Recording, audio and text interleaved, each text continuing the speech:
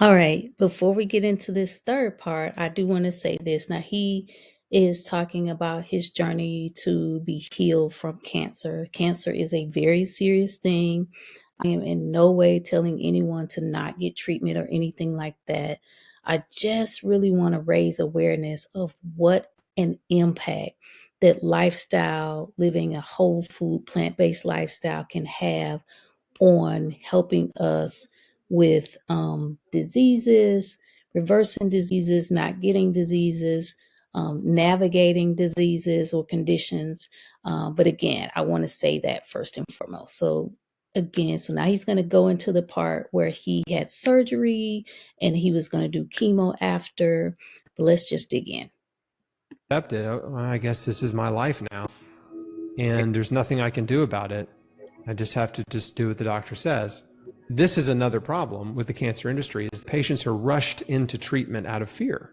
And so they don't have any time to educate themselves, to read and research, to talk to other survivors, to get second or third opinions. Again, I was in surgery with 10 days after my diagnosis. They wanted to have me in surgery 2 days after my diagnosis. And many cancer patients are in chemo. They're starting chemo within a couple of days of a diagnosis, or they're starting radiation, or they're having surgery within 2 days, 3 days, 1 day sometimes. Why are they not talking about health in the healthcare industry? Or eating healthy food, like nothing, no advice. So I go home and I'm, recovering from surgery. I'm on pain medication. I'm like weaning myself off this pain medication because I just didn't like that being that way, that feeling. And as I sobered up, over the course of about a week, I really started to think about my future. And the idea of poisoning my way back to health didn't make sense to me. So I prayed about it. My wife and I are Christians, and we prayed. And I just said, God, if there's another way besides chemotherapy, please show me. I don't know what to do. Like, this doesn't make sense. It doesn't feel right. I don't have peace about it. I mean, it was just a simple prayer of desperation and mixed with faith, because I really did believe that he would see me through it. And 2 days later, I got a book that was sent to me from a man in Alaska who was a friend of my dad's. And he sends me this book called God's Way to Ultimate Health. It was written by a guy named George Malcolmus, who was basically had healed himself of colon cancer with raw food and juicing about 25 years prior, in the mid-70s. And I start reading his book, and I was so encouraged. I was like, oh my gosh, this is incredible. Are you telling me the body can heal cancer? It can be healed? And George made the case that the body creates cancer and the body can heal it if you give it the proper nutrients and care, and that the reason so many of us are sick is because of our diet and our lifestyle choices. And I'd never heard this. And I was so encouraged and inspired by his story. I was like, look, if this guy healed, maybe I can heal. I mean, he had colon cancer. I have colon cancer. Whatever he did, I'm going to do it. I mean, didn't even finish his book. Like, immediately went to Whole Foods, loaded up the cart with fruits and vegetables, and bought a juicer.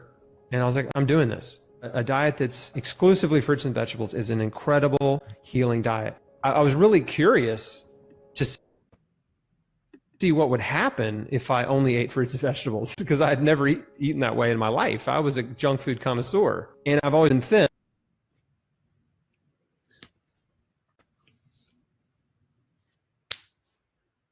So again, definitely not saying to not do something or, to not take therapy or anything, but really want to encourage you all to do research, to investigate, to find more videos, find more information on the power of plant-powered lifestyle, the power that eating this way, living this lifestyle has on. Really, I read research on all diseases, on how it can affect it in a positive way. So again, whatever your choice you make is your choice for sure. I just want to encourage more people to investigate and to look into this lifestyle, which we're not taught, which we're not raised this way. Nothing, not a lot in our environment or in culture says any of this to us. So it makes sense that it wouldn't make sense to us. But I'm a living witness that it is so powerful. And again, the more you start to educate yourself, you will see the power too. So number 3 is really starting to do the research to educate yourself, and educate yourself now before you need to know, before it comes to something negative in your life where you have to figure things out. Number 3.